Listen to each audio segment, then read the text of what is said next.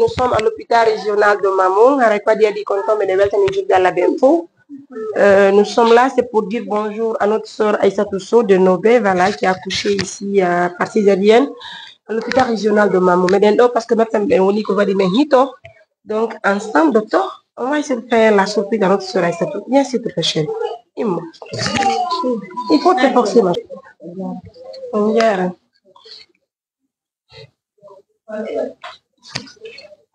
Say jam no hayfi buy gila mer ga ya ndari bobo amoy ni bobo ko mimi ni ma bobo docteur ben tigi hala ni ma site woni anti dani site woni bobo mo ina ataka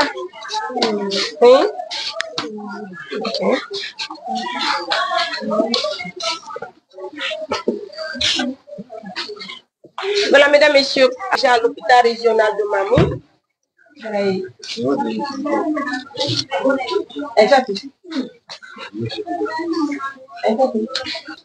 D'ailleurs, Kaifi, oui, bien. Je vais m'exprimer en poulard, mesdames, messieurs. Nous allons lire mais maintenant, je vais aller pour na omao. On tient les mecs qui m'ont mis en daï, ça tout jibini kalaptan, mais qu'on hande on comme un format ou le carico chef maternité, mais des moments, mon obaï d'ongani de humu de morade, mon docteur Sekou.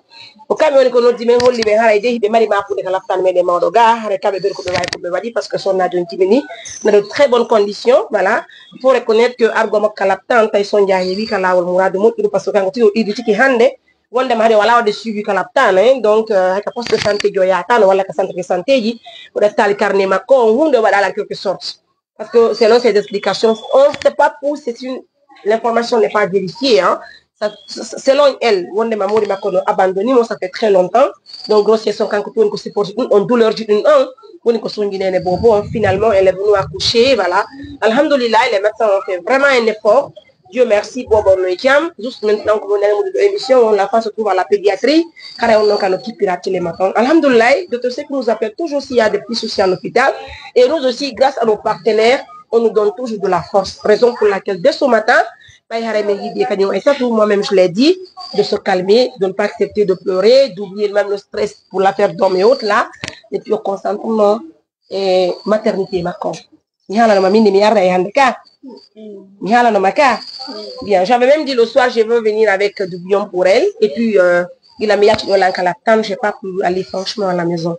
Donc, pareil, a dit, mais un docteur, encore une fois, partenaire de la même bain, pareil, il mini men kadengal, mais armé walditon, parce que on a le dit, mais armé walditon ensemble, quand nous avons tout, qu'on l'aime, anyi gorko son jombi ni di ko munyangal uri moddude ko son jahi uma e dewgal wo sa muniki alla ittante mone mao si alla itti do ko godo ittantama d'accord et mimi holli mo demain je dois aller à mission à Conakry à mon retour je vais aller rencontrer sa belle famille parce que ko wadande ngay sato do hande wo si tay woni yo welda e modi makko wara dum do kadno mankani mo jiggongol e fo ngane ko woni jiggol si marié je connais c'est quoi l'amour on connaît tout ça la chérie nani donc reste tranquille hande si tay woni modi ma ara ko jibinda don julde alla be fa bikema on si mi arti mi yana famille modi mao be ara be ndara bo mao be ndara kono modi ma arti tasi alla jabi nani anani ajabi d'accord très bien donc docteur Harry la première des choses d'abord et même ben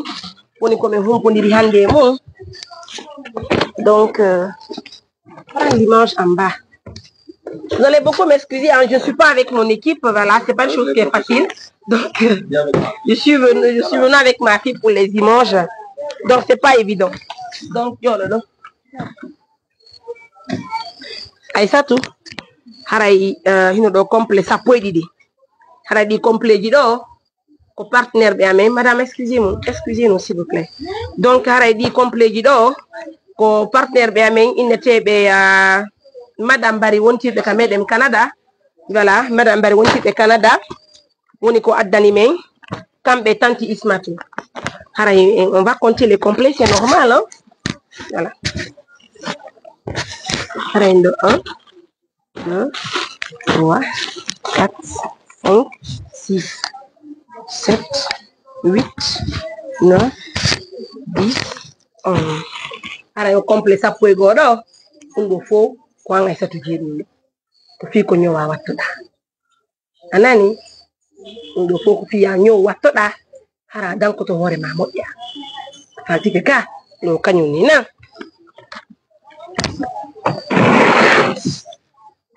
voilà et ça oui madame est-ce que vous en avez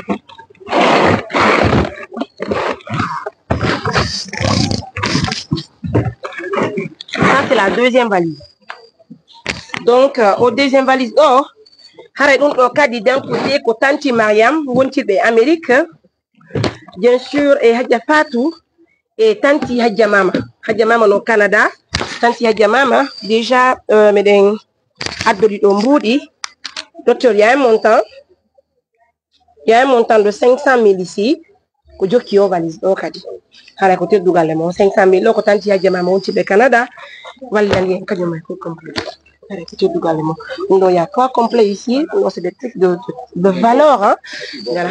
Puis bobo. Il n'y a pas que puis bobo. Donc, il n'y a pas de valisons. Mais sur les lingettes, là, déjà, mais certainement, il y a bobo. Il y a des happening. Il y a déjà complet. Ça peut être puis bobo. Bobo. Ça peut être Diego, sapo idi, sapo idi. Donc, docteur, on doit arrêter de dougaler mon. Arrêter de dougaler mes hebani bobo là. Arrêter à vous honneur. Donc, c'est ça. Voilà. Donc, arrêter, painting qu'on va tirer en qualité, arrêter, il y a une dame aussi qui a Conakry. Partenaire bien men kadi wali si men golle de modya kambe kadi do ngandi si tay woni on n'a pas acheté du lait pour le bébé ko wadi non menen inni parce que goto woni ko jibini hara yo wakkilo muinna bobo donc men inni le mieux c'est que men so de nyamete on hara kanko lele bobo o debbe defana mo nyamete on o wawa nyamdu dum non donc madame Camara nous a acheté ça encore hara o saku basal do docteur e bi saku di maro do e o bidon nebbando hara ko teddugal mo nani à votre honneur. Bon, en tout cas, nos partenaires nous ont vraiment assisté. Est-ce que je pourrais même lister tous les noms des partenaires? Donc, il y a des pampers qui disent bonbon, et ça, comme et carton. Pardon, carton sabon. Comme bidon de banque, avec le montant là, nous avons comme majoritairement animaux quand on est les bonbons. Merci beaucoup. Vous allez me donner 2 minutes pour m'exprimer en français et le reste à vous là. D'accord. Franchement, c'est un don qui me va droit au cœur, puisque les ONG sont nombreux à mon avis.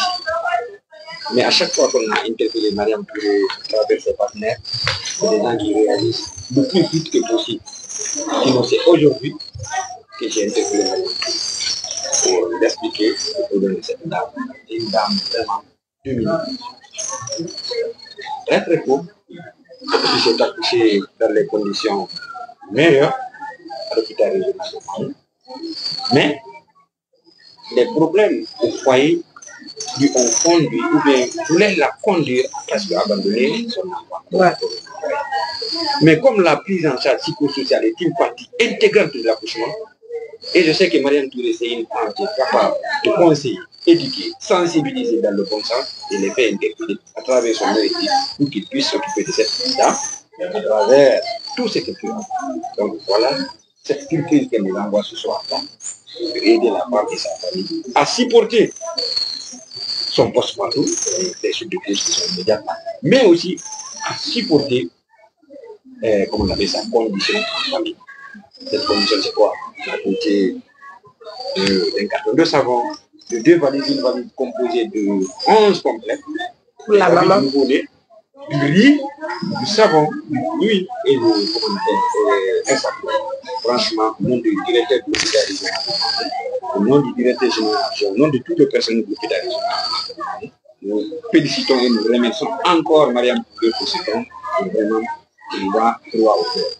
Et que nous lui prions, et nous prions de bon Dieu, que Dieu facilite et pour ses partenaires et l'aide à surmonter tous les obstacles. Puisque c'est lui qui aide une demi qui avait connu et qui a accompagné, qui est plus que de reconnaître dans le bon sens. Donc, sur ce, Mariam Touré, voilà 2 minutes o debbo yum foyeji ɗin fof probléme no woodi ala mo wona e dewgal mo mara probléme ono o waawgol ngol waajede fi yo heññu dewgal mum ngal ɗum ɓuri moƴƴude ano minen anndi Mariame Touré no mari on capacité ɗon ɗum walla yimɓe ɓen naafi ko wallito ko yimɓe heɓa ñaamete ma wallitoɓe ga domaine kella min wawi waajade fino on tigi heƴira o daɗa o danda ka nder foyer makko ka nder dewgal makko fino o heññira kanko e ɗiɗi makko jiɗi makko ɓen fi ko ɗum waɗi min waɗi yito e makko arɗi wallitore mais koko ari wallitagol min fi conseil gol fi waajagol debbo on fino no arini noon kadi o ari kadi o ardi e doole puisque non seulement o waajigi debbo on fino moyninira bobo makko par ce que on yi Mariame Touré o considéré hoore makko wa siko personnel de santé parce que ino ipiji ko waɗi ɗo fof a dal ira fiyo no wa dal ira puisque cet hôpital là c'est un hôpital ami des bébés et nous on fait la promotion de l'allaitement maternel exclusif c'est-à-dire menen e nder 6 mois jiɗi komin waajato nene bobo ko yo woyno iraɗam makko ɗa donc o yi iraɗam ala ɓe wawi sodde iraɗam oɗo ɓe a dardiraɗo o wallide bon ko heɓa tonki bobo heɓa jonki bobo heɓa nene bobo heɓa ko ñaama nene bobo heɓa ko fewta donc vraiment miɗen weltani Mariame Touré eɗen jogui Allah wulaɓe e Allah wulanno wallumo walla ONG makko e partenaire makko ɓe fof ina ɓe yara yeeso minen kadi miɗen disposition makko bimbi ñalorma sikkude chaque fois komi heeɓi goɗɗum annini men min fewtede min daara o wallitoɓe donc Mariame Touré vraiment au nom de tous les personnels de maternité ɓe sage-femme ɓe wonɓe ɗo parce que ko ɓe kippi ko ɓe woni wallitade waɗe ɓuuri 15 accouchement nder ñallanga 20 accouchement nder ñallanga ɓe walliti mamum ɗo donc miɗen toliɗe kamɓe kadi ɓe ɓurti jogade ɗe golle ɗo ɗo moƴƴa ɓe wallito rewɓe mamum ɓe wallito kala debbo wonɗo e ande siɓa ɗum ɗo vraiment mbiɗe weltani on vraiment Mariame Touré merci docteur merci beaucoup nani onon kadi on jarama boyi parce qu'elle a beaucoup parlé des médecins de la maternité on koɗi mo ɓira on dankitemo qu'Allah vous donne aussi de la chance d'avoir beaucoup de promotion ara onon kadi on heɓa e natto fonction publique ɓe natali ɓe natɓe ɓen adi Allah ara on heɓa alfattireji golle nani donc c'est ça chéri donc non nani Aïssatou donc ko fotugani ayi Mariame mi wolama bimɓe ba ko fuɗɗuɗen yewtude fuɗɗuɗa ala wolande tun gunduɗa wullina sage-femme ɓe fof ɗo min fof wullina min donc min mi nodda e Mariame Touré wallito en a yino ardino donc ɗo o bandirawo min fayda a wolata qualité ji makko ɗi fof ko walli ko labtani on ɗo ko walli ko mamu donc ɗo joni mbiɗe weltanimo min weltanike mo moƴƴa min ɓurti kadi halfinade e makko par ce que ɗum ɗo ko minen o wallini par ce que sa dikki joni no min opérirma ɗo ni a heeɓi ko ñaama a moynini bobo ma a dikka e heña otaka famille on daara kadi no wallirtortoma fino joɗorɗa